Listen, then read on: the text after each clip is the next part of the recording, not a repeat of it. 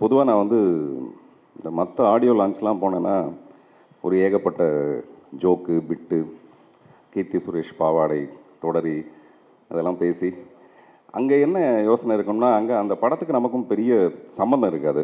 ஆனால் என்ன இருக்குன்னா அங்கே இருக்கிறவங்களெல்லாம் நம்ம சிறப்பாக பாராட்டணும். அப்புறம் அந்த பேசுகிற கொஞ்ச நேரம் சுவாரஸ்யமாக இருக்கணும். அதுதான் வந்து அங்கே ரொம்ப முக்கியமான விஷயமா இருக்கும். பட் இங்கே என்னவா இருக்கும்னா இந்த படம் எதற்காக தொடங்கப்பட்டது முதல்ல அதுதான். எனக்கு சினிமாவை தவிர வேறு ஒன்றுமே தெரியாது. என்னோடய ப்ரொஃபைலில் போட்டிருப்பேன், என்னுடைய படிப்பு என்னென்னா நத்திங் பட் சினிமா அப்படின்னு போட்டிருப்பேன். சினிமாவை தவிர நமக்கு வேறு ஒன்றும் பொழப்பு தெரியாது. அது இந்த 500 1000 மாறினாலும் சரி, நாளைக்கு 2000 செல்லாதுன்னு சொன்னாலும் சரி, நமக்கு சினிமாவை தவிர ஒரு பொழப்பும் தெரியாது.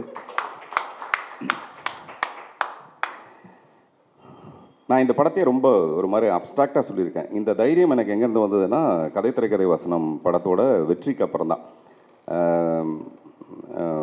என்னுடைய உடன் வேலை செஞ்ச கிருஷ்ணமூர்த்தி அந்த மாதிரி நிறைய பேர் என்ன சொன்னாங்கன்னா, அது ரொம்ப குழப்புது சார் கதை திரைக்கதை வசனம், முன்ன பின்ன சொல்கிற விதம் வந்து அவ்வளோ தூரம் புரிஞ்சுக்குவாங்களான்னு தெரியல ஆடியன்ஸ். நம்ம எப்போவுமே ஆடியன்ஸை வந்து குறைவாக மதிப்பிட்டு அவங்களுக்காகவே நம்ம கமர்ஷியல் படம் தயாரிப்போம். அவங்களுக்கு 4 பாட்டு ஃபைட்டு இந்த பஞ்ச் டைலாக் இதெல்லாம் பேசினா தான் அவங்களுக்கு பிடிக்கும்னு நினைப்போமே தவிர, வேறு ஒரு செக்டர் ஆஃப் ஆடியன்ஸ் இருக்காங்க. அவங்களுக்கு வந்து அவங்களுடைய அறிவு வளர்ச்சிக்கு தகுந்த மாதிரி நம்ம படம் எடுத்தால் டெஃபினட்டாக அந்த படம் வெற்றி பெறுங்கிறதுக்கு கதை திரைக்கதை வசனம் வந்து இயக்கம் படம் வந்து ஒரு பெரிய உதாரணமாக இருந்தது. ஸோ அது கொடுத்த தைரியம். தியேட்டரில் போய் பார்த்தோன்னா அவங்க சொன்னதெல்லாம் பொய்யாயிடுச்சு. அங்கே போனால் நான் என்னெல்லாம் ஜிக்ஸாக்காக பண்ணியிருந்தனோ அது எல்லாமே மிக பெருசாக ரசிச்சிருந்தாங்க. அதனால் இந்த படத்தையும் நான் ரொம்ப ஒரு மாதிரி அப்ஸ்ட்ராக்டாக சொல்கிற விதத்தில் மட்டும்தான். இந்த 2 மணி நேரம் சினிமாவில் நமக்கு என்ன வேணும்னா, நம்ம கதையெல்லாம் நிறைய பார்த்துட்டோம். நம்ம தாத்தா பாட்டிலேருந்து நிறைய கதை சொல்லிட்டாங்க. அந்த சொல்கிற விதத்தில் இருக்கிற சுவாரஸ்யம், அந்த முதல்ல நம்ம கற்றுக்கிட்டது வந்து நான் கற்றுக்கிட்டது கே பாலச்சந்தர் அவர்கள்ட்ட. அதுக்கப்புறம் நான் கற்றுக்கிட்டது வந்து கே பாக்யராஜ் சார்ட்ட. அப்படி நான் முதல்ல பாக்யராஜ் சார்ட்ட ஒர்க் பண்ணால் கூட என்னுடைய மானசீக குருனா டெஃபினட்டாக அவர் கே பாலச்சந்தர் அவர்கள் தான். இங்கே வந்து அவருடைய பேரை குறிப்பிடும்போது எனக்கு ரொம்ப சந்தோஷமாக இருந்தது. ஸோ இப்படின்னு சொல்லிட்டு இப்போ நான் பேசுகிறதே அப்படி தான், முன்ன பின்ன ஏதோ பேச போகிறேன். ஒரு 11ஆம் தேதி காலையில் இதை நான் ஏற்கனவே ஒரு தொலைக்காட்சியில் 2 நாளைக்கு முன்னாடி சொன்னேன். பட் இருந்தால் கூட உங்கள் முன்னாடி பதிவு பண்ணணும்னு நினைக்கிறேன். 11ஆம் தேதி காலையில் ஒரு 9 மணிக்கு கண்ணில் போட்டிருந்த கர்ச்சீஃபை அப்படி திறந்து பார்த்தா கண் ஒரே மங்கலாக தெரியுது. எதிர்க்க இருக்க விஷயங்கள்லாம் ஒன்றுமே தெரியல. பயந்து போயிட்டேன். ஓடி போய் ஃபேஸ் எல்லாம் வாஷ் பண்ணிவிட்டு பார்க்குறேன். பார்த்தா அப்போ ரொம்ப பிளராக தெரியுது. எதிர்க்க என்ன இருக்குன்னே தெரியல. திடுதுன்னு தலையில் ஒரு 4 சொம்பு தண்ணி எடுத்து ஊற்றிட்டு பார்க்குறேன், சுத்தமாக தெரியவே இல்லை. நான் படிக்கும்போது கண்ணாடி போடுவேன். அந்த மாதிரி கண்ணாடி எடுத்து போட்டு பார்த்தா ஒன்றுமே தெரியல. பயம், துடிப்பு, கடன்னு சொல்லிட்டு உத்தி கிளினிக் ஆழ்வார்பேட்டில் ஒன்று இருக்குது, ஐ ஹாஸ்பிட்டல். அங்கே போயிட்டு ஒரு 10 விதமான ஸ்கேனு என்னென்னமோ பண்ணி பார்த்தோம். அது ஒரு 2 மணி நேரம் அவங்க போட்டு நம்மளை அந்த கன்சன்ட்ரேட்டெல்லாம் கையெழுத்து போட சொன்னாங்க. இதெல்லாம் எதுக்கடா கேட்குறாங்கன்றது ஆப்ரேஷன் மாதிரி நம்ம கொஞ்சம் பயத்தை வந்து அதிகப்படுத்துகிற விஷயமாகவே இருந்தது. அதுக்கப்புறம் அந்த ஸ்கேன்லாம் முடிஞ்சதுக்கப்புறம் ஒவ்வொருத்தரும் அப்படியே அதை பார்ப்பாங்க. பார்த்துட்டு என்ன பார்ப்பாங்க, இது எப்போது இருந்தது அப்படின்வாங்க. இவங்க கேட்க பயம் ஜாஸ்தியாக இருக்கும். கடைசியில் என்னாச்சுன்னா அந்த ரெட்டினா அதிலலாம் ஒரு ப்ராப்ளமே இல்லை. சைட்லாம் ரொம்ப விஷன் சரியாக இருக்குது. ஒரே ப்ராப்ளம் என்னென்னா ப்ரெஷர் நிறைய. இந்த இவ்வளோ நாள் அந்த ஒரு 3-4 மாதமாக பண்ண ஒர்க்கு வேகமாக முடிஞ்சுன்னா படம் வந்து வேகமாக முடியல. நான் வேகமாக ஓடுறேன். அது ஏற்படுத்தின ஒரு ப்ரெஷர் வந்து விஷனை வந்து டிஸ்டர்ப் பண்ணியிருக்கு. அதனால் இனிமேல் இவ்வளோ ப்ரெஷரையும் டென்ஷனையும் கொஞ்சம் குறைச்சிங்க. டென்ஷனை வந்து ஒரு 9 ஷன் 8 ஷன் அட்லீஸ்ட் 5 ஷன் அந்த மாதிரியாவது குறைச்சிங்க அப்படின்னு டாக்டர்ஸ் அட்வைஸ் பண்ணியிருக்காங்க. இதெல்லாம் எதுக்கு சொல்கிறேன்னா, இந்த படம் கதை திரைக்கதை வசனம் இயக்கத்துக்கு அப்புறமேல 2-3 தயாரிப்பாளர்கள் வந்தாங்க, படம் பண்ணணுன்னு வந்தாங்க. 6 கோடி ரூபாய் ஃபர்ஸ்ட் காப்பி அப்படின்னு சொல்லிட்டு 3 கோடி ரூபாய்க்கு ஒரு செக், ஒரு சிங்கிள் செக் 3 கோடி ரூபாய். அது வந்து பவுன்ஸ் ஆகி என்னுடைய டேபிளில் இருக்குது இப்போது. அப்புறம் இன்னொரு ப்ரொடியூசர் வந்தார், 1 கோடி ரூபாய் செக் கொடுத்துருக்காரு. 35 3 செக்குமே திரும்ப வந்திருக்கு. ஒன்றாவது தவறி போய் ஓகே ஆகிடும்னு பார்த்தேன், ஆகலை. அது வந்திருக்கு. ஒருத்தர் 25 லட்சம் ரூபாய் செக் கொடுத்துருக்காரு. இவங்கெல்லாம் என்ன பண்ணுவாங்கன்னா, அந்த செக் கொடுத்துட்டு அந்த படம் பண்ணுறோன்னு கிட்டத்தட்ட ஒரு 3 மாதம் 4 மாதம் நம்ம அவங்களோட ட்ராவல் பண்ணிகிட்ருப்போம். ஒவ்வொருத்தருடைய ரசனைக்கு தகுந்த மாதிரி. ஒருத்தர் வந்து கதை திரைக்கதை வசனம் இயக்கத்துலேருந்து அந்த ரொமான்ஸ் ரொம்ப பிடிச்சது, அதை வச்சு மட்டுமே எனக்கு ஒரு படம் பண்ணிட்டாங்கன்னாரு. உடனே நம்ம அதில் ட்ராவல் பண்ணோம். கிட்டத்தட்ட ஒரு 4 மாதம் அந்த மாதிரியான ஒரு கதை. அதுக்கப்புறமேல இந்த பவுன்ஸ் செக்கை திரும்பி வந்துடும். அப்புறம் கேட்டால் அவங்ககிட்ட இருந்து சரியாக பதில் வராது. அவங்களுக்கு 1008 குழப்பங்கள் இருக்கும். இப்படியே கிட்டத்தட்ட ஒரு 2 வருஷம் கடந்து போய் அதுக்கப்புறம் இந்த படத்தை வந்து நான் ஒரு க்ரௌட் ஃபண்டிங் மெத்தடில் பண்ணலாம். க்ரௌட் ஃபண்டிங்னா எனக்கு டெஃபினட்டாக ஃபினான்ஷியல்ஸ் ரெடியாக இருக்காங்க எனக்கு பணம் கொடுக்கறதுக்கு. எனக்கு பணத்தில் ஒரு பெரிய பிரச்சனையுமே கிடையாது. இது வரைக்கும் நான் யாருக்கும் 10 பைசா கடன் வச்சது கிடையாது.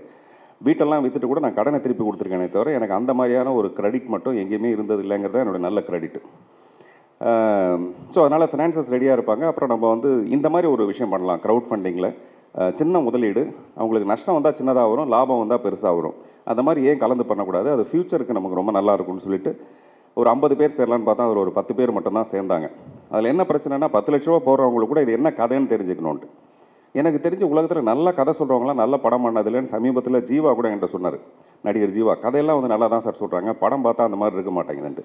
கதை சொல்கிறது இல்லை சினிமா, முதல்ல அது வந்து நிறைய பேருக்கு புரியவே மாட்டேங்குது. அதனால் அவங்க 10 லட்ச ரூபா கொடுக்குறவங்களும் வந்து கதை என்னன்னு கேட்டால் நம்ம ரொம்ப கடுப்பாக இருக்கும். நான் போன படம் வந்து ப்ரொடியூசருக்கே கதை சொல்ல. அது என்னென்னா அது திமிரு கிடையாது, அது ஒரு சுதந்திரம்.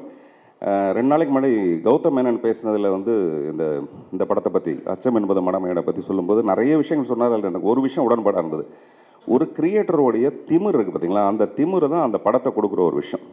அதாவது அதுக்கு பின்னாடி நிறைய உழைப்பு தேவை. இப்போ கோடிட்ட இடங்கள் நினைப்புங்கன்னா அந்த 2 மணி நேரம் இதில் வந்து ஒரு பரபரப்பான நடிகர்கள், இன்றைக்கி மார்க்கெட்டில் இருக்க மிகப்பெரிய நடிகர்கள், அவங்க வந்தாலே விசில் அடிப்பாங்க, அந்த மாதிரிலாம் இந்த படத்தில் எதுவுமே இல்லை. ஆனால் இந்த படத்தை ரொம்ப கிரிப்பாக எடுத்துகிட்டு போகிறதுக்கான ஒரு ஸ்கிரிப்ட் அந்த படத்துக்குள்ளே இருக்குது. அதுக்கு பின்னாடி மிகப்பெரிய ஒரு உழைப்பு இருக்குது. இந்த உழைப்பு ஏற்படுத்தின டென்ஷன் தான் இப்போ நான் சொன்ன இந்த விஷன் பிரச்சனை. இவ்வளோலாம் எனக்கு தேவையே இல்லை. நான் ஒரு 3 படம் நடிச்சிட்ருக்கேன், நல்ல சம்பளம் வாங்கிட்டு இருக்கேன். அதெல்லாம் வாங்கி போட்டு எங்கேயாவது நகை இடம் வாங்கி போட்டோன்னு வச்சுங்களேன், ரொம்ப சந்தோஷமாக இருக்கலாம். ஆனால் இந்த கடினமான பாதைகள் தான் வந்து அழகான இடங்களே நம்ம காட்டும். இப்போ ஒரு நீர்வீழ்ச்சிக்கு போகணுன்னா டெஃபினட்டாக அந்த பஸ்ஸில் போய் காரில் போய் இறங்க முடியாது. அங்கேருந்து ஒரு மலையில் ஏறி இறங்கி அந்த பக்கம் போய் பார்த்தோம்னா தான், ட்ரெக்கிங் போனோம்னா தான் அந்த அழகான நீர்வீழ்ச்சியை பார்க்க முடியும். அந்த மாதிரி கடினமான பாதைகள் தான் ரொம்ப அழகான இடத்தை நம்ம காட்டும். அந்த வகையில் நானாக தேர்ந்தெடுத்துக்கிட்ட ஒரு கடினமான பாதை இந்த தயாரிப்பு. டெஃபினட்டாக இந்த படம் முடிஞ்சோடனே எனக்கு பயங்கர சந்தோஷமாக இருக்குன்னு, நான் நினச்ச படம் வந்திருக்குன்ட்டு. ஆனால் நினச்ச படத்தை கொண்டு போய் எப்படி சேர்க்குறது, எங்கே கொண்டு போய் சேர்க்க போகிறேன்னா, இப்போ நான் இந்த இடத்துல பதிவு பண்ண இன்னொரு விஷயம் என்னென்னா, தயாரிப்பாளர்கள் சங்கத்துக்கு நான் சொல்லணும்னு நினைக்கிறேன். எந்த தயாரிப்பாளர்கள் தலைவராக வந்தாலும் சரி, இந்த பிரச்சனை மட்டும் பழைய பிரச்சனையாகவே இருந்துருக்கு. என்னென்னா, பண்டிகை அன்னைக்கு மிகப்பெரிய நடிகர்களுடைய படம் வர வேண்டிய அவசியமே கிடையாது. இது நான் ரொம்ப தொட்டு சொல்லிட்டு இருக்க ஒரு விஷயம். அந்த நடிகர்களோட படம் ரிலீஸ் ஆகிறதே ஒரு பண்டிகை மாதிரி. அப்படி இருக்கும்போது பண்டிகை அன்னைக்கு பெரிய படங்கள், விஜய் படமோ அஜித் படமோ ரிலீஸ் ஆகிறதுனால இந்த சின்ன படங்களுக்கான வாய்ப்பு வந்து மிக குறையுது. அதுக்கு பதிலாக பண்டிகை நாட்களில் ஜனங்க படம் பார்க்கணுன்ற ஒரு விருப்பம் இருக்கிற அன்னைக்கு இந்த சின்ன படங்கள் வெளியாச்சுன்னா டெஃபினட்டாக அந்த படங்களுக்கு ஒரு சின்ன வாய்ப்பு இருக்கும். பெரிய நடிகர்களோட படம் என்றைக்கு வந்தாலும், அது வெள்ளிக்கிழமை வந்தாலும் சரி, இல்லை செவ்வாய்க்கிழமை வந்தாலும் சரி. இப்போ அஜித் படம்லாம் செவ்வாய்க்கிழமை தான் நான் போய் பார்ப்பேன். அதனால் அந்த மாதிரி படங்களுக்கு கொடுக்குற ஒரு முக்கியத்துவத்தை சிறு படங்களுக்கு கொடுக்கணுன்றது என்னுடைய விருப்பம். அது எதுக்காக சொல்லணும்னா, டிசம்பர் 23 இந்த படம் வெளியீடு அப்படின்னு சொல்லிட்டு நானே அனௌன்ஸ் பண்ணிக்கிட்டேன். 16 வயதில் சொல்கிற மாதிரி எல்லாரும் ஒன்று பண்ண சுப்பிரமணியன் தானே சொல்கிறாங்க, எவன் சொல்கிறான், நானே தான் சொல்லிட்டு அழகிறேன் அப்படின்வாங்க. ஒரு டிஸ்ட்ரிபியூட்டர் என்கிட்ட கேட்டார், என்னங்க நீங்களே அனௌன்ஸ் பண்ணிட்டீங்க இந்த மாதிரி டிசம்பர் 23ன்ட்டு, யாராவது வாங்கிட்டாங்களா படத்தை அப்படின்னு. நான் சொன்னேன், நீங்கள் வாங்கிட்டா எப்போ வேணாலும் ரிலீஸ் பண்ணுங்கள், அடுத்த வருஷம் கூட ரிலீஸ் பண்ணுங்கள், இல்லை அடுத்த மாதம் 35ஆம் கூட ரிலீஸ் பண்ணுங்கள், எனக்கு பிரச்சனை இல்லை.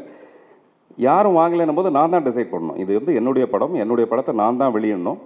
அது கொஞ்சம் திமிர் இருக்குது நமக்கு. என்ன இருக்குன்னா, முதல்ல வந்து ரசிகர்கள் மேலே இருக்கிற ஒரு மிகப்பெரிய நம்பிக்கை. டெஃபினட்டாக நல்ல படங்களை அக்செப்ட் பண்ணிக்குவாங்க. அடுத்ததாக நீங்கள் ஒரு நல்ல படங்களை நல்ல விதமாக தான் நீங்கள் விமர்சனம் பண்ணுவீங்கன்றது ஒரு மேலே இருக்கிற ஒரு பெரிய நம்பிக்கை. அது இல்லாமல் எனக்கு தொட்டு நீங்கள் கொடுத்துட்ருக்க ஒரு சப்போர்ட், இதெல்லாம் தான் அடிப்படை. நான் இந்த படத்தோட போராடி ரொம்ப கஷ்டப்பட்டு நான் திருப்பி ஃப்ரேம் பார்த்துட்டே இருக்கேன். திருப்பி நாம் படத்தை பார்த்துட்டே இருக்கேன், எங்கெல்லாமாவது இதை கொஞ்சம் அழகுபடுத்திட முடியுமா. இந்த படத்தில் வந்து போன படத்தில் வந்து ரீ ரெக்கார்டிங் வந்து சத்யா சார் பண்ணார். அவருடைய அந்த டெடிக்கேட்டடான ஒர்க் வந்து என்னை ரொம்ப இம்ப்ரெஸ் பண்ணிச்சு. தைரியமாக சொல்லலாம், ராஜா சாருக்கு அடுத்தபடியாக போய் உட்காந்து வேலை வாங்கலான்னா டெஃபினட்டாக சத்யா சார்கிட்ட போய் உட்காந்து எனக்கு வந்து இந்த சுச்சுவேஷனுக்கு டியூன் கொடுங்கன்னு கேட்கலாம். இல்லாட்டி நிறைய பேர் கொரியரில் அனுப்புகிறேன்னு தான் சொல்லுவாங்க. டியூன் கேட்டு வந்தோன்னு வச்சுங்களேன், நீங்கள் போங்க நான் பின்னாடி கொரியரில் அனுப்பி வைக்கிறேன்னு சொல்லிட்டு அந்த வேலையே இல்லை அவர்கிட்ட. அதே மாதிரி நம்ம இப்போ அவர் சொன்னார் ரொம்ப பெருந்தன்மையாக, அவர் வந்து நான் நிறைய விஷயங்களை கற்றுக்கிட்டேன், அவர் எதாவது கரெக்ஷன் சொன்னார்னா கூடன்னு. முதல் விஷயம், கரெக்ஷன் சொன்னால் அதை அக்செப்ட் பண்ணிக்கிறதுக்கு மிகப்பெரிய பெருந்தன்மையும் அதை விட பெரிய டேலண்ட் அவங்ககிட்ட இருக்கணும். அந்த டேலண்ட் இருந்தால் மட்டும்தான் அதை சமாளிக்க முடியுமே தவிர, இன்னைக்கு கூட இந்த படத்தில் ஏதாவது ஸ்பெஷலைஸ் விஷயங்கள் சேர்த்துட்டே இருக்க முடியுமான்னு பார்த்துட்டு பிரபுதேவா கிட்ட கேட்டேன், ஒரு சாங் நீங்கள் கோரியோகிராஃப் பண்ணி தர முடியுமான்ட்டு. அவரும் ரொம்ப பெருந்தன்மையோடு அந்த சாங்கை பண்ணுறேனாரு. அங்கே சாங்கில் சில கரெக்ஷன்ஸ் வந்து அவரே சத்யா சார்ட்ட சொன்னார். அதை வந்து சத்யா சார் உடனே அக்செப்ட் பண்ணிட்டு பண்ணார். இவங்கெல்லாம் எல்லாருமே என்ன பண்ணுறாங்கன்னா, அந்த பாட்டோட சிறப்பாக வரணுங்கிறதுக்கான விஷயமே தவிர ஈகோலாம் ஒன்றுமே கிடையவே கிடையாது. நான் நீங்கிற ஒரு விஷயம் அப்புறம் அதை அக்செப்ட் பண்ணி பண்ணுறதுக்கான திறமை அவர்கிட்ட இருக்கிறனால தான் அவரால் அதை அக்செப்ட் பண்ணிக்க முடியுது. ஸோ அந்த மாதிரி சத்யா சார் தான் இந்த படம் பண்ணணுங்கிறதுல ரொம்ப தீர்மானமாக இருந்தேன். இடையில வந்து என்கிட்ட ஒரு ப்ரொடியூசர் வந்தார். அவர் வந்து சொன்னார், சார் இன்றைக்கி இமான் வந்து நல்ல மார்க்கெட்டில் இருக்கார் சார், நீங்கள் வந்து இமானை வச்சு படம் பண்ணிங்கன்னா நல்லாயிருக்கும் சார். அந்த 3 கோடி ரூபாய் செக்கு திரும்பி வந்ததில் அவர் ஒருத்தர். அவர் சொன்ன யோசனையில் ஒன்று அப்படின்னாரு. அப்போ நான் சொன்னேன், இல்லை சார் இந்த படத்துக்கு சத்யா சார் தான் மியூசிக், அது வந்து ஃபிக்ஸ் பண்ணிட்டேன். அப்போ நான் வேறு யாரையுமே ஃபிக்ஸ் பண்ணல, வெறும் உங்களை மட்டும் தான் மனசில் நான் ஃபிக்ஸ் பண்ணியிருந்தேன். அது வந்து இந்த படத்தில் பிரமாதமான ஒரு பலனை. நான் இது வரைக்கும் பண்ண படங்களில் வந்து ஈவன் வந்து ஒரு மியூசிக்கில் நல்ல அதுக்கான ஸ்கோப் இருந்தது. இந்த படத்தில் கோடிட்ட இடங்கள் நிரப்புகள் மாதிரி நான் நிறைய கேப் விட்டுருக்கேன். அது எல்லாத்தையும் இசையினால் மட்டும்தான் நிரப்ப முடியும். அந்த இடத்த வந்து மிக சிறப்பாக அவர் பண்ணியிருக்காரு. அந்த வேலை சத்யா சாருக்கு வந்து நன்றி சொல்ல மாட்டேன், தொடர்ந்து படம் பண்ணுவோம். அதுதான், சும்மா நன்றியெல்லாம் வெறும் வார்த்தை அது. அதே மாதிரி சுதர்சன் மனசுக்கு ரொம்ப நெருக்கமான ஒரு எடிட்டர். அப்புறம் நான் என்ன நினைக்கிறேங்கிறது ரொம்ப ஃபாஸ்ட்டாக புரிஞ்சுக்கிற ஒருத்தர். நான் இன்னைக்கு கூட கொஞ்சம் கோச்சிட்டேன் அவர்கிட்ட, உங்களுடைய வேகத்துக்கு நீங்கள் கம்மியாக வேலை செய்கிறீங்க, இன்னும் கொஞ்சம் வேலை செய்யலாம், சீக்கிரமாக அந்த டீசர்லாம் ரெடி பண்ணி கொடுக்க சொல்லிட்டு. அதே மாதிரி அர்ஜுன் ஜனா சார் வந்து இந்த படத்தில் வந்து நீங்கள் பார்த்துருப்பீங்க, அந்த சாங் வந்து எக்ஸலண்ட்டான ஒரு ஃபோட்டோகிராஃபி. சாந்தனு சொன்ன மாதிரி எல்லாம் நல்லா இருக்கு சார்னு சொன்னால், இல்லை இது வெறும் 10% தான், இன்னும் 90% வரணுன்றாரு. அப்போனா அது எப்படி இருக்குன்னு பாருங்கள். அதனால் அவருக்கு என்னுடைய ஸ்பெஷல் தேங்க்ஸ். நான் முதல்ல சொன்ன மாதிரி இந்த முதல் வரி வந்து எல்லாம் நினச்சிட்டு இருப்பீங்க அது என்னுடைய யோசனை. ஏன்னா நிறைய நண்பர்கள் இங்கே வந்து சொன்னாங்க, சார் அங்கேயே பின்னிட்டீங்க சார்ட்டு. அது பின்னது நான் கிடையவே கிடையாது, சசி அண்ட் சசி. கொஞ்சம் ஏஞ்சி நில்லுங்க. அவர் வந்து சில நேரத்தில் என்னென்னா, இந்த டைரக்டரோட ஒர்க் பண்ணும்போது அதுக்கு ஒத்து போய் சில பேர் ஒர்க் பண்ணுவாங்க. அந்த மாதிரி என்கிட்ட ஒரு பியூட்டிஃபுல் டீம் ஒன்று இருக்குது. அதே மாதிரி நான் முதலே சொன்னேன், இந்த ப்ரொடக்ஷனே நிறைய பிரச்சனை. இந்த ப்ரொடக்ஷனை வந்து ரொம்ப அழகாக எக்ஸிக்யூட் பண்ணுறதுன்றது ரொம்ப ரொம்ப சிரமமான ஒரு விஷயம். அதில் பிரபாகர் அவர் வந்து அதை நல்லா பண்ணிகிட்ருக்காரு. சரி, இதெல்லாம் எதுக்காக சொன்னோம்? வேறு எதாவது சொல்ல வேண்டியிருக்கா? நான் இங்கேருந்தோ அப்படி போயிட்டேன் நான். ஸோ அதனால் படம் வந்து டிசம்பர் 4ஆம் தேதி அன்னைக்கு இந்த படத்தோட ஆடியோ லான்ச்சும், 23ஆம் தேதி இந்த படத்தோட வெளியீடுன்னு நான் முடிவு பண்ணி வச்சுருக்கேன். 16ஆம் தேதி சிங்கம் வருது, 23ஆம் தேதி போகன் வருது, 1ஆம் தேதி இது வருது, 7ஆம் தேதி இது வருதுன்னு சொல்லிட்டு ஒரு பெரிய லிஸ்ட்டு வருது. பட் எனக்கு என்னென்னா, எந்த படமாக இருந்தாலும் இந்த படத்துக்கான உரிய தகுதி நிச்சயமாக அந்த படத்துக்கு இருந்தே தீருங்கிற ஒரு நம்பிக்கை எனக்கு இருக்குது. அதை விட ரொம்ப முக்கியமான உங்ககிட்ட நான் எதிர்பார்க்குற ஒரு விஷயம்னா, உண்மையிலேயே இது நல்ல படம் தெரிஞ்சதுன்னா அந்த படத்துக்கான வரவேற்பையும் விமர்சனத்தையும் ஜனங்ககிட்ட கொண்டு போய் சேர்க்கறதுக்கான ஒரு ஏற்பாடு. இது முதல்ல உங்கள் மூலமாக சேர்ந்ததுன்னா உண்மையான விஷயம் என்னென்னா, 4 டிஸ்ட்ரிபியூட்டர்ஸ் வந்து கேட்பாங்க, பத்திரிகையில் வந்து இந்த மாதிரிலாம் ஒரு செய்தி வந்ததுக்கப்புறம், இல்லை சார் உங்கள் படத்தை பற்றி பரபரப்பாக பேசிகிட்டு இருக்காங்க, என்ன விலைன்னு கேட்பாங்க.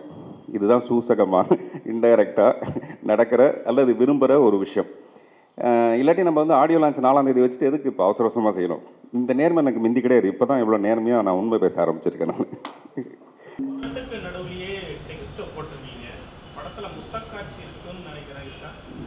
மொத்த காட்சியுமே கொஞ்சம் கிக்காக தான் இருக்குது இந்த படத்தில். மொத்த காட்சி மட்டும் இல்லை, மொத்த காட்சியுமே அப்படி தான் இருக்கும். நான் முதல்ல சொன்னேன் இல்லைங்களா, கதை திரைக்கதை வசனம் வந்து ஒரு ரொம்ப ரொமான்ஸ்க்கான இடமே கிடையாது அந்த ஸ்கிரிப்டில். ஒரு டைரக்டர் அவர் கஷ்டப்பட்டு ஒரு படம் பண்ணுறதுக்கு ட்ரை பண்ணிகிட்டு இருக்க ஒரு கதைக்குள்ளே முடிஞ்ச வரைக்கும் அங்கங்கே சின்ன சின்ன ரொமான்ஸ் ஒன்று இருக்கும். கொய்யா பழமா, அது கொய்த படம் தான், அந்த மாதிரி சின்ன சின்ன விஷயங்கள் இருக்கும். அதை ரசிக்கிறதுக்கு ஒரு பெரிய கூட்டம் இருந்தது. ஸோ அதனால் என்ன பண்ணால், இந்த படத்தில் ரொமான்ஸ்க்கு வந்து ரொம்ப முக்கியத்துவம் வந்து கதைப்படியே இருக்குது. ஸோ அதனால் ஆக்சுவலாக முத்த காட்சியில் ஒன்றும் பெரிய சுவாரஸ்யமே கிடையாது. அந்த முத்தத்துக்கு நெருங்குற இடம் இருக்குது பார்த்தீங்களா, அங்கே தான் சுவாரஸ்யமே இருக்குது. அந்த மாதிரி இந்த படத்தில் எல்லா இடத்துலையும் அந்த மாதிரி நெருக்கமான காட்சிகள் உண்டு. அது கண்டுபிடிக்கக்கூடாதுங்கிறது தான் என்னுடைய கதையை. இது இந்த மாதிரி தான் கதை அப்படின்னு. உதாரணத்துக்கு என்னுடைய மகள் கீர்த்தனா கிட்ட படம் காமிச்சேன். ஏன்னா இப்போதைக்கு வந்து இன்னும் டப்பிங்லாம் பண்ணாதப்போ நம்ம எல்லாத்தையும் படம் காட்ட முடியாதுன்னு சொல்லிட்டு. அப்போ அவங்க சொன்னாங்க பிரில்லியன்ட் அப்படின்னாங்க ஃபஸ்ட்டு வேர்டு சொல்லிவிட்டு, அதுக்கப்புறம் இவ்வளோ சின்ன விஷயத்தை வந்துட்டு இவ்வளோ பெருசாக சுத்த முடியுங்கிறது எனக்கு தெரியவே தெரியல. அப்படி ஒரு ஸ்க்ரீன் பிரிண்ட். கதை ரொம்ப ரொம்ப உண்மையான விஷயம், இவ்வளோண்டு கதை தான். அந்த கதையை நம்ம என்ன இன்ட்ரெஸ்டிங்காக சொல்கிறோங்கிறது தான் முக்கியமான விஷயம். அதனால் இது வந்து கதை என்னன்னு என்னால் சொல்லிட முடியல. நீங்கள் படம் பார்க்கும்போது அந்த சுவாரஸ்யம் குறைஞ்சி போயிடும். இவ்வளோ தான் கதைன்னு சொன்னான். சார், உங்கள் உதவியாளர் பேசும்போது உங்கள் உதவியாளர் பேசும்போது இது பாலச்சந்தர் படம் மாதிரி இருக்குது அப்படின்னு சொல்லி சொன்னார். பாலச்சந்தர் ஒரு பொதுவாக வந்து ஒரு புரட்சிகரமான ஏதாவது ஒரு கருத்தை வச்சுருப்பார். இந்த படத்துலையும் அப்படிப்பட்ட ஒரு புரட்சி இருக்கா? காதல் இல்லை. குமார் வந்து நேற்றுலேருந்து சொல்லிட்டாரு. குமாரை பற்றி நான் சொல்லணும். என்னுடைய நிகழ்ச்சின்னு வச்சிங்களேன், நான் முதல்ல சொன்னேன், நான் எதுவும் சுவாரஸ்யமாக பெருசாக பேசணும்னு விரும்ப மாட்டேன். ஏன்னா அதுக்கு குமார் இருக்காருங்கிறது எனக்கு நல்ல நம்பிக்கை. அதில் வந்து எவ்வளோ அழகுபடுத்தி வார்த்தையை எந்த வேகத்துலையும் அதை சொல்ல முடியுங்கிறது வந்து குமாரால் முடிஞ்ச ஒரு விஷயம். ஆனால் இந்த இடத்துல குமாருக்கு எல்லாம் நம்ம ஆளுங்களாவது கை தட்டிடுங்க. அது நேற்றுலேருந்து கேட்டுட்டு இருந்தார் சார். பத்திரிக்கையாளர்லாம் கேட்பாங்க, அந்த ஃபில்ம் வித் மிஸ்டேக்ஸ்னால் என்ன சார், கீழே வந்து போட்டிருக்கீங்களே, அதை கேட்பாங்க, அதுக்கு நீங்கள் தயாராகிடுங்கன்னு சொல்லிட்டு. அதனால் நீங்கள் கேட்ட அந்த புரட்சி வந்து அதில் இருக்குது, அந்த லைனில் இருக்குது. எ ஃபில்ம் வித் மிஸ்டேக்ஸ்ன்ற இடத்துல புரட்சி நிறைய இருக்குது. தவறு செய்யாத மனிதனே கிடையாது. ஒவ்வொரு தவறுக்கு பின்னாடி நிறைய தவறில்லாத சரியான நிறைய காரணங்கள் சொல்கிறதா நம்ம. அப்படி நிறைய காரணங்கள் இங்கே இந்த படத்துக்கு பின்னாடி இருக்குது. அதே மாதிரி படம் ரிலீஸ் ஆகி ஒரு ஷோ முடியறதுக்குள்ளே இப்போ விமர்சனங்கிற பேரில் கிடுகிடுன்னு அந்த படத்தில் வந்து இதோட ப்ளஸ் பாயிண்ட் என்னென்னா, மைனஸ் பாயிண்ட் என்னென்னா, இதில் மிஸ்டேக் என்னென்னு சொல்லுவாங்க. அப்படி யாரும் இந்த படத்தில் மிஸ்டேக் என்னன்னு சொல்ல முடியாது. ஏன்னா நானே சொல்கிறேன் இந்த படத்தில் மிஸ்டேக் இருக்குதுன்னு சொல்லிட்டு. அதுதான் அந்த மிஸ்டேக்கோட ஐடியா. ஸோ அதனால் புரட்சிங்கிறது இந்த படத்துக்குள்ளே சில தவறான கேரக்டர்கள் இருக்காங்க. அவங்க செய்கிற அதுக்கு பின்னாடி இருக்கிற சரியான அல்லது நியாயமான ஏதோ ஒரு விஷயங்கள் இதுக்கு பின்னாடி இருக்குது. அதை ரொம்ப தைரியமாக சொல்கிறேன் இந்த படத்தில். பொருந்தும் காதலா பொருந்தா காதலா படத்துலையா? அது வந்து எனக்கு தெரிஞ்ச இந்த பொருந்துற காதல் பொருந்தாத காதல்லாம் அந்தந்த காலத்துக்கான விஷயம்தான். கொஞ்ச காலத்துக்கு பொருந்துது, அதுக்கப்புறம் அதே காதல் தான் பொருந்தாமல் போதே தவிர வேற ஒரு காதல் வந்து இந்த காதலில் பொருந்தாமல் போகிறது கிடையாது. எது பொருந்தி இருந்ததோ அதே காதல் தான் ஒரு நாளைக்கு பொருந்தாமல் போகுது. அதனால் பொருந்துற காதல் பொருந்தாத காதல் ரெண்டு காதல் கிடையவே கிடையாது. இதில் கூட யாரோ ஒருத்தர் வரி எழுதியிருக்காங்க, கள்ளக்காதல் நல்ல காதலுக்கும் காதல் தானே காமம் உண்டு, நல்ல காதலுக்கும் கள்ளக்காதலுக்கும் காதல் தானே காமனாக இருக்குன்ட்டு. அந்த மாதிரி பொருந்துற காதல் பொருந்தா காதல் கிடையாது, காலம் சொல்கிற விஷயந்தான் அது.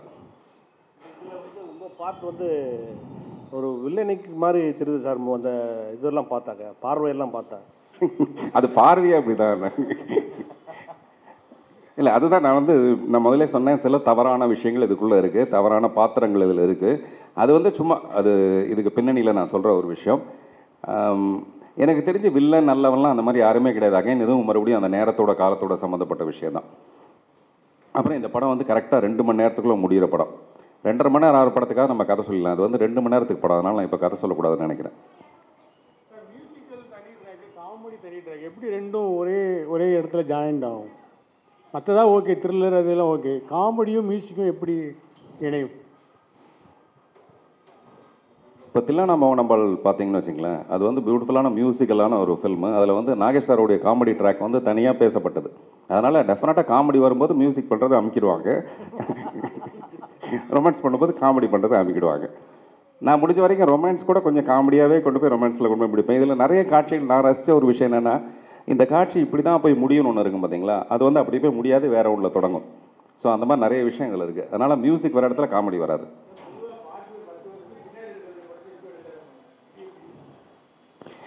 அப்படி ஒதுக்கிடுவாங்க. அப்படி ஒதுக்கக்கூடாதுன்னு நான் நினைக்கிறேன்.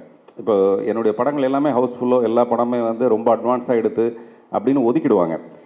சத்தியமாக கதை திரைக்கதை வசனம் இயக்கத்துக்கும் அப்படி தான் நான் பயந்துக்கிட்டே இருந்தேன். இதே மாதிரி சொல்லி நம்மளை ஒதுக்கிட்டாங்க, நான் என்ன பண்ணுறதுன்னு சொல்லிட்டு அதை ஒதுக்கலை, அக்செப்ட் பண்ணிட்டாங்க. அதுதான் இன்றைக்கி ஆடியன்ஸ் கிட்ட இருக்க டேஸ்ட். ஸோ ஆடியன்ஸ் ரொம்ப வளர்ந்துட்டதுனால இந்த படத்தை வந்து அப்படி ஒதுக்க மாட்டாங்கன்னு நம்பிக்கை இருக்குது எனக்கு.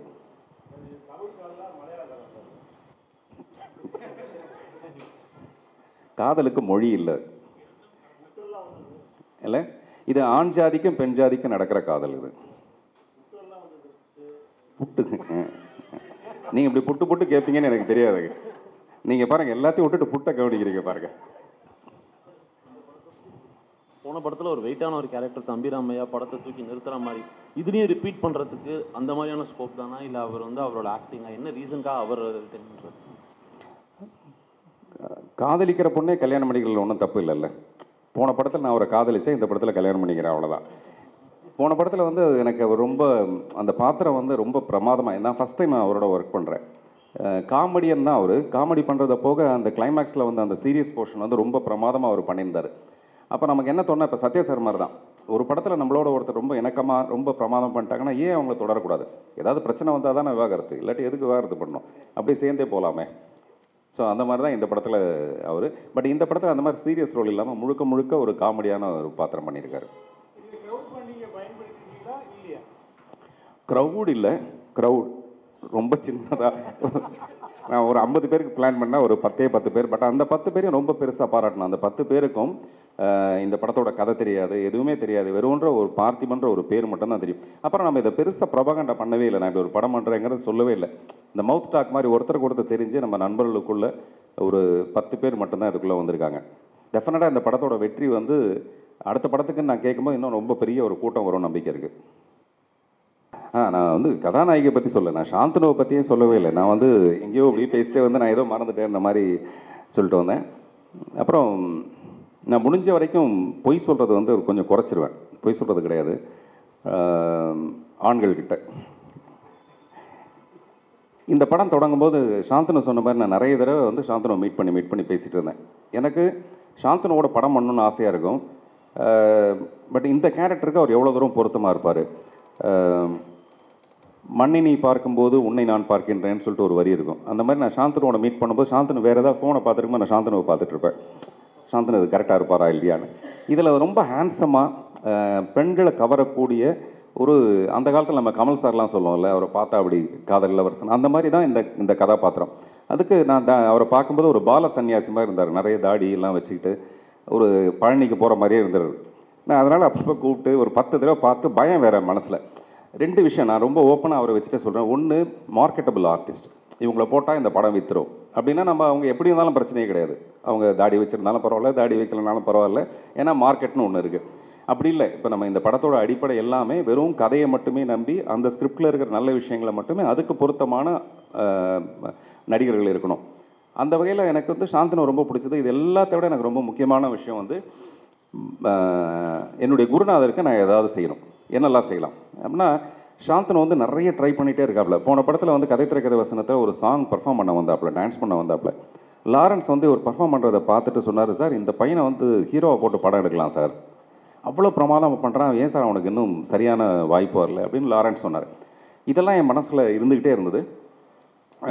அதனால் பாக்யராஜ் சாருக்கு ஏதாவது நான் செய்யணும்னா டெஃபினட்டாக அது சாந்தனுக்கு செய்கிறது மூலமாக ஏதாவது செய்ய முடியுமா அப்படின்னு எனக்கு ஆசைப்பட்டு, அப்புறம் யாரோ ஒரு ஹீரோவை யாரோ ஒரு புதுமுகத்தை அறிமுகப்படுத்துறதுக்கு பதிலாக அது ஏன் சாந்தனு வரக்கூடாது, இதுதான் என்னுடைய முதல்ல அடிப்படை விஷயமா இருந்தது.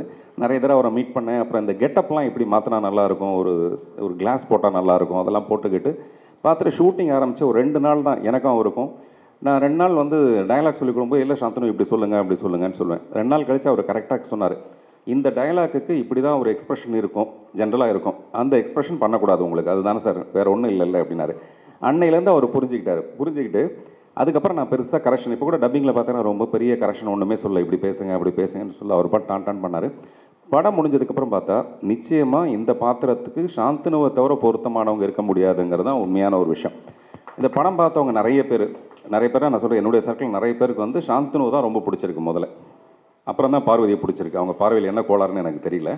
அப்புறம் தான் பார்வதி பற்றி பேசுகிறாங்களே தவிர முதல்ல வந்து சாந்தனு பற்றி பேசுகிறாங்க. இது வந்து ஒரு தடவை சாந்தனு என்கிட்ட கேட்டார், என்ன சார் நீங்கள் சொல்லி இப்படி பத்திரிக்கையில் வந்துருச்சு, இந்த மாதிரி யாரோ ஒரு புதுமுகம் நடிக்கிறதுக்கு பதிலாக அது ஏன் சாந்தனு வரக்கூடாது, என்னுடைய குருநாதருக்கு நான் செய்கிற இது நீங்கள் சொல்லியிருக்கீங்க, பட் அதெல்லாம் ஒரு மாதிரி கஷ்டமாக இருந்தது சார் அப்படின்னு. நான் சாரி சாந்தனு, அந்த மாதிரி சொன்னது தப்பு தான் அப்படின்னு நான் இப்போ சொன்னேன். ஆனால் நான் இப்போ என்ன சொல்ல விரும்புகிறேன்னா, ஒரு ப்ராஜெக்டுக்குள்ளே அவர் என்னவா வந்தாருங்கிறது வேறு விஷயம், பட் வந்ததுக்கப்புறம் என்னவா நம்மளை ஆக்கிரமிச்சிருக்காருங்கிறது தான் ரொம்ப ரொம்ப முக்கியமான விஷயம். இப்போ நான் சொல்கிறேன், இந்த பாத்திரத்துக்கு சாந்தனுவை நான் மிஸ் பண்ணியிருக்கக்கூடாதுங்கிறது தான் என்னுடைய விருப்பம். அப்படின்னா அப்படி ஒரு சிறந்த நடிப்பு இந்த படத்துக்குள்ளே இருக்குது. ரொம்ப கஷ்டமான ஒரு பர்ஃபார்மன்ஸ் இந்த படத்தில். அவ்வளோ சட்டிலாக ஒரு ஹாலிவுட் ஃபிலிமில் பார்க்குற மாதிரி அவ்வளோ பியூட்டிஃபுல் பர்ஃபார்மன்ஸ் பண்ணியிருக்காரு. நீங்கள் படம் பார்க்க தான் போகிறீங்க, இந்த சாங்கில் பார்த்தா உங்களுக்கு தெரிஞ்சிருக்கும். அதனால் இப்போ நான் அதை நேர்மையாக சொல்கிறதுக்கு காரணம் சாந்தனு மேலே எனக்கு இருக்க உரிமையும் விருப்பமும். இந்த படத்தின் மூலமாக சாந்தனுக்கு வந்து ஒரு மிகப்பெரிய இங்கேருந்து ஒரு டேக் ஆஃப் ஆச்சுன்னா என்னை விட பெரிய சந்தோஷப்படுறவங்க வேறு யாருமே இருக்க முடியாது. பார்வதி வந்து இந்த கதாபாத்திரத்துக்கு ரொம்ப பொருத்தமான ஒரு நடிகை. அது ஒரு மலையாள பொண்ணோட பாத்திரம். இப்போ கூட என்கிட்ட கேட்டாங்க, பார்வதி வந்து ஒரு மாதிரியான அழகுன்னு சொல்லுவாங்க, ஆனால் நீங்கள் வேறு மாதிரி ஒரு அழகை காட்டிருக்கீங்க இந்த படத்தில். அதை கண்டுபிடிக்கிறது தான் பெரிய கஷ்டமாக இருந்தது. நீங்கள் யோசிச்சு பாருங்கள், நான் சாந்தனுவை நான் இத்தனை தடவை பார்த்தேன்னா அப்போ பார்வதி நம்ம எத்தனை தடவை பார்த்துருக்கணும். அதான் உண்மை இல்லை, ஆக்சுவலாக அப்படி உண்மை இல்லை. நேற்று கூட என்கிட்ட வேற ஒரு நடிகை கேட்டாங்க, ஏங்க அந்த பாத்திரத்தில் நான் பண்ணியிருக்க மாட்டேன், அந்த கேரக்டர் நான் பண்ணியிருக்க மாட்டேன். நான் சொன்னேன், எனக்கு அவங்களோட உங்களை நல்லா தெரியும், பட் அவங்க தான் இந்த கேரக்டர் ரொம்ப பொருத்தமாக இருந்தாங்க. அதனால் இந்த பாத்திரங்களுக்கு பொருத்தமான நடிகர்கள் இந்த படத்தில் இருக்காங்க. அது வந்து டெஃபினட்டாக படத்துக்கு ஒரு மெருகேற்ற ஒரு விஷயம்.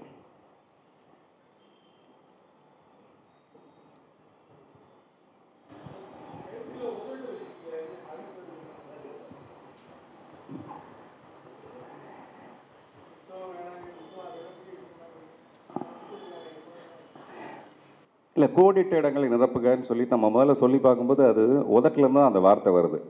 நான் ஒரு நாளைக்கு ஒரு பொண்ணுக்கு ஒரு ஆர்டிஸ்ட்டு இது ஆடிஷன் எடுக்கிறதுக்காக அந்த பொண்ணை வர சொல்லும்போது முதல்ல டைட்டில் சொல்லி பார்க்க சொல்லலாம் அப்படின்னு சொல்லிட்டு தான் அந்த கோடிட்ட இடங்கள் நிரப்புகன்னு சொல்லுங்கன்னு சொன்னேன். சொல்லும்போது அப்போ தோணுச்சு அந்த லிப்புக்கு நடுவிலே ஒரு கேப் இருக்குது, அதுவே ஒரு கோடு தானே, அதனால் கோடிட்ட இடங்கள் நிரப்புகள் அங்கேயே போட்டால் இன்னும் கொஞ்சம் கிக்காக இருக்குமேங்கிறதுக்காக போட்டது. அதை மிஸ் பண்ணாமல் நான் அதை யூஸ் பண்ணிக்கிட்டேன்.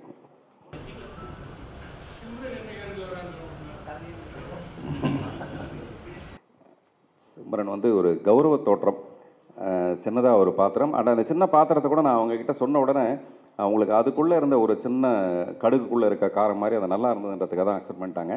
அது என்ன பாத்திரம்னு, இது சாந்தனுவோட ஃப்ரெண்டு, அமெரிக்காவில் இருக்கிற ஒரு ஃப்ரெண்டு, ஒரு வக்கீல், அதுதான் அவங்க பாத்திரம்.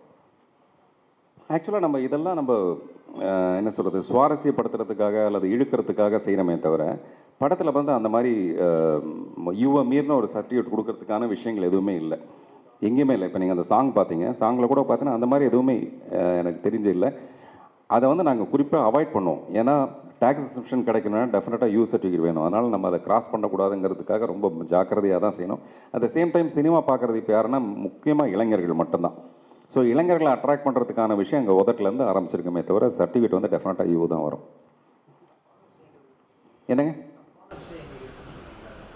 தப்பான விஷயங்கள் இருக்குன்னு சொல்ல நான் ஃபில்ம் வித் மிஸ்டேக்ஸ்னு ஒன்று சில தவறான மனிதர்கள் இருக்காங்க இதுக்குள்ளேன்னு சொன்னேன். தவறு வந்து இயல்பு, மனிதனோட இயல்பு தவறு. அந்த மாதிரி சில மனிதர்கள் எல்லாம் மனிதர்களாக இருக்காங்க, யாருமே இங்கே நடிகர்களாக இல்லை. கரெக்டாக குழப்பிட்டோம்னா சரி, ஓகே. நடிகர்கள் சாந்தனு சொல்லப்பட நல்லா குழப்பறீங்க சார் நீங்கள் அப்படின்னு. ஸோ இப்போதைக்கு இன்னும் நம்ம ஆடியோ லான்ச்சில் நிறைய பேசுகிறதுக்கான விஷயம் இருக்குது, அதுக்குள்ளே நிறைய பொய்யெல்லாம் நாங்கள் தயார் பண்ணணும். அது வரைக்கும் கொஞ்சம் இடைவெளி ஒன்று வேணும். இப்போ நான் முதலே சொன்ன மாதிரி இதை வந்து இந்த படத்தை பற்றின ஒரு டாக் வந்து வெளியில் வரணும், அதுதான் ரொம்ப முக்கியமான ஒரு விஷயம். இப்படி நம்ம பண்ணுறதன் மூலமாக இப்போது பெரிய படங்களை பற்றி சொல்லும்போது டக்குன்னு அந்த படம் எப்போங்க வருது அப்படின்னு எதிர்பார்த்து கேட்டுட்ருப்பாங்க. நம்ம படத்துக்கு எனக்கு மட்டுமே அந்த எதிர்பார்ப்பு இருக்குது, அப்படி இருக்கக்கூடாது. ஜனங்களுக்கும் அந்த எதிர்பார்ப்பு வரணும்னா நிச்சயமாக இந்த மீடியா மூலமாக, பத்திரிகை மூலமாக அதுக்கான ஒரு சின்ன எதிர்பார்ப்பையும் ஈர்ப்பையும் ஏற்படுத்தணுங்கிறது தான் நம்மளுடைய சந்திப்பு. குழு மட்டும் கொடுங்க சார். அந்த பார்வதி கேரக்டருக்கு இன்னொரு நடிகை உங்ககிட்ட கேட்டாங்க, அதுலேயும் அந்த மாதிரி கேப் போட்டுடலான்னு சொல்கிறீங்களா? 3 எழுத்து அந்த நடிகைக்கு. இல்லை ஒரே எழுத்தை மட்டும், நடு எழுத்தை மட்டும் நீ, நடு எழுத்தை மட்டும் நீ.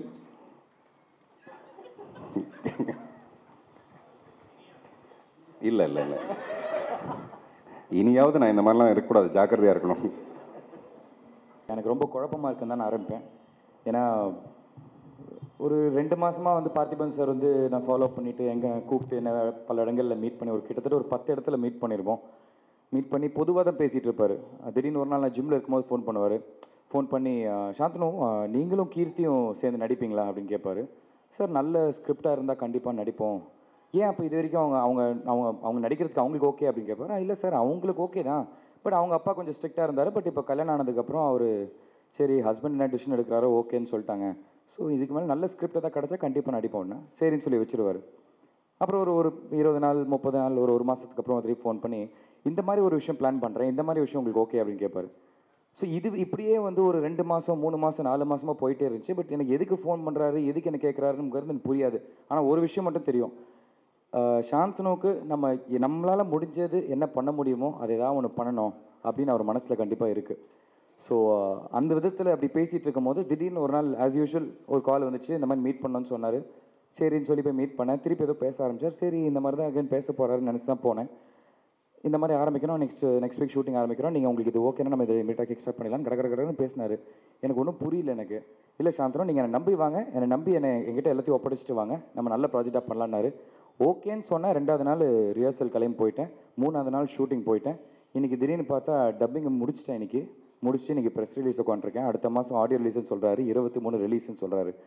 ஸோ உண்மையிலேயே நான் ரொம்ப குழப்பத்தில் இருக்கேன். ஏன்னா ஒருத்தரால் இவ்வளோ ஃபாஸ்ட்டாக முடிக்க முடியுமா? இவ்வளோ விஷயங்கள் வந்து ஏன்னா நம்ம சினிமாவில் நம்ம எல்லாருமே பார்த்துட்ருக்கோம். ஒரு விஷயம் எப்போ ஒன்று ஆரம்பித்து அதுக்கு உண்டான விஷயங்கள் கரெக்டாக அது ஃபார்மில் வந்து உழுந்து நிறைய விஷயங்களை தாண்டி கடந்து நம்ம வந்து இந்த படத்தை ரிலீஸ்க்கு ரெடி பண்ணுறோம். பட் இது வந்து ஆரம்பித்ததுலேருந்தே ரொம்ப பாசிட்டிவாக, எந்த ஒரு பிரேக்கும் இல்லாமல் ரொம்ப பாசிட்டிவாக வந்து இவ்வளோ தூரம் வந்திருக்கு. பாசிட்டிவாக ரிலீஸ் வரைக்கும் கூட நான் போகும் நம்புகிறேன். அண்ட் ஐ மீன் என்ன மாதிரி ஒரு ஆர்டிஸ்ட்டுக்கு வந்து நான் இன்னமும் அந்த ஒரு ப்ராப்பரான ஒரு பிரேக், ப்ராப்பரான ஒரு ஹிட்டுக்காக நான் வெயிட் பண்ணிகிட்டு இருக்கேன். பட் நான் தான் அப்படி சொல்கிறேன்னு பார்த்தா இவ்வளோ ப்ரூவ் பண்ண ஒரு டைரக்டர், ஒரு லெஜெண்டரி பர்சன் பார்த்திபன் சார், அவர் என்ன சொல்லுவார், நானும் இன்னும் ஒரு அந்த ஷெல்லை உடச்சிட்டு வெளில வரதுக்கு தான் நானும் முயற்சி பண்ணிருக்கேன் அப்படின்னு. ஸோ இவ்வளோ ப்ரூவ் பண்ண ஒருத்தர் அவரே வந்து இன்னும் அப்படி நினைக்கிறப்போ வந்து கண்டிப்பாக இது நாங்கள் எல்லாருமே எங்களோட பெஸ்ட்டை கொடுத்துருக்கோம் நாங்கள் நம்புகிறோம். அண்ட் கண்டிப்பாக இந்த கோடிட்ட இடங்களை நிரப்புக வந்து ஒரு நல்ல ப்ராஜெக்டாக வரும். எனக்கு இந்த ஆப்பர்ச்சுனிட்டி கொடுத்து ரொம்ப thanks sir. And Sathya sir, நான் வேற ஒரு ஆடியன்ஸ்லாம் கூட சொல்லியிருக்கேன், நான் அவரோட மியூசிக்கோட பெரிய ஃபேன்னு. டப்பிங்கில் பார்த்தப்போ சும்மா ரஃப்பாக ஏதோ நான் வந்து படத்தோட லுக்கு வந்து நான் இங்கே வந்து பார்த்ததே டப்பிங்கில் தான் பார்த்தேன். ரொம்ப ரஃப்பான மியூசிக்கோட தான் பார்த்தேன். இன்றைக்கி உங்கள் எல்லாரோட கீழே தான் வந்து நான் ஃபஸ்ட் டைம் இந்த படத்தோட அந்த சாங், அந்த ட்ரெய்லர் லுக்லாம் பார்த்தேன். Music is brilliant and editing of course நான் வந்து அங்கே ஷூட்டிங் ஸ்பாட்டில் பார்த்தது வந்துட்டு என் கதை திரைக்கதை நான் சொல்லியிருக்கேன் அவர்கிட்ட. அர்ஜுன் ஜனா சார் கண்ணாடி மாதிரி இருந்துச்சு ஒவ்வொரு ஃப்ரேமும். பட் அவர் என்ன சொன்னார், இது என்னோட பிகினிங் தான், இது வந்து ஃபைனல் இல்லை, இதோட இன்னும் நான் 90% ஒர்க் பண்ண வேண்டியிருக்கு அப்படின்னாரு. So looking forward. நானே ரொம்ப எக்ஸைட்டடாக இருக்கேன். உங்களால் முடிஞ்ச அளவுக்கு சப்போர்ட் எங்களுக்கு பண்ணுங்கள். And I'm hoping for the best for this project. Thank you.